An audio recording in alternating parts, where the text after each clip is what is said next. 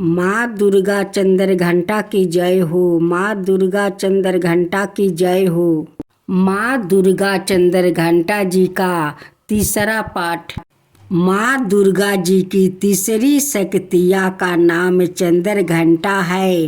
नवरात्रि उपासना में तीसरे दिन इन्हीं के विग्रह का पूजन आराधना किया जाता है।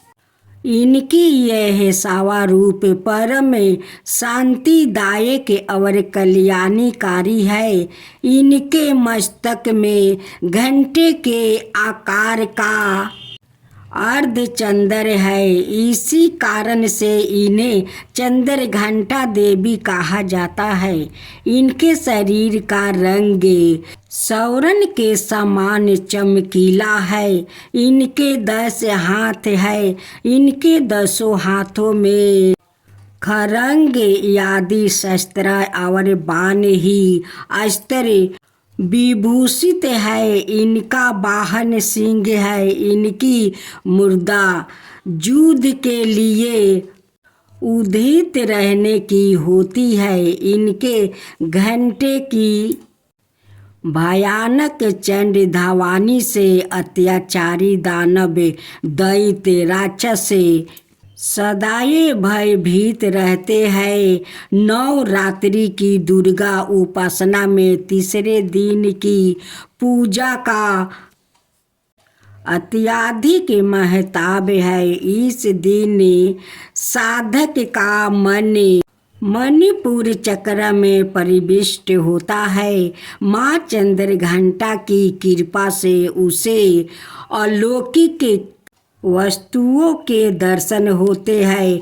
दिव्या सुगंधियों का अनुभव होता है और विविध प्रकार की दिव्या ध्वनि सुनाई देती है। यह क्षण साधक के लिए अत्यंत सावधान रहे। माँ चंद्र घंटा की कृपा से साधक के समस्त पाप और बाधाओं विनष्ट हो जाती है। इनकी आराधना फलदायी है। इनकी मुद्रा सदाए युद्ध के लिए अभिमुख रहने की होती है। अत भक्तों के कष्ट का निवारण या अत्यंत शीघ्र कर देती है। इनका वाहन सिंह है और इनका उपासका सिंह की तरह है पराक्रमी और निर्भय हो जाता है। इनके घंटे की ध्वनि सदा अपने भक्तों की प्रेम बाधादि से रक्षा करती रहती है। इनका ध्यान करते ही शरणागत की रक्षा के लिए इस घंटे की ध्वनि निनादित हो जाती है।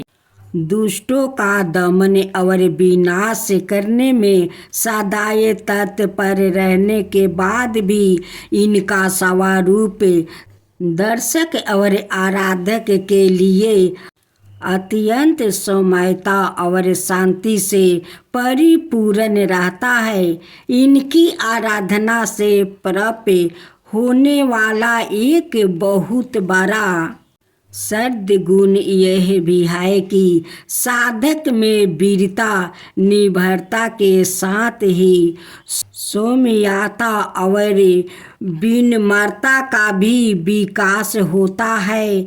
इसके मुख्य नेत्र और संपूर्ण काया में कांति गुण की वृद्धि होती है।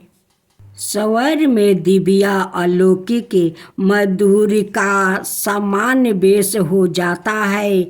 माँ चंद्र घंटा के भक्त और उपासका जहाँ भी जाते हैं लोग उन्हें देखकर शांति और सुख का अनुभव करते हैं।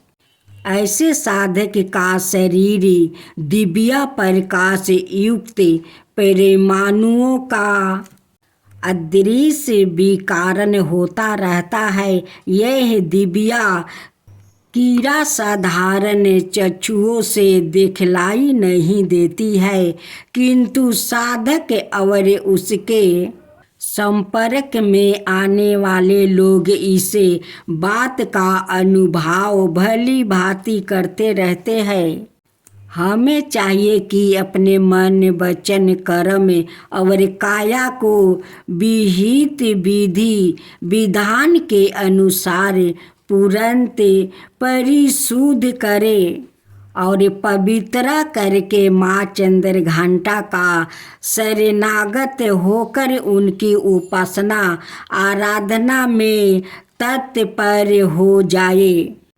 उनकी उपासना से हम समस्त संसारिक कष्टों से मुक्त होकर सहज ही परम पद के अधिकारी बन सकते हैं। हमें निरंतर उनके पवित्र विग्रह को ध्यान में रखते हुए साधना की और अक्सर होने का प्रयत्न करना चाहिए। उनका ध्यान हमारे यह लोक और परलोक दोनों को लिए परम कल्याणकारी और सर्द गीत को देने वाला है।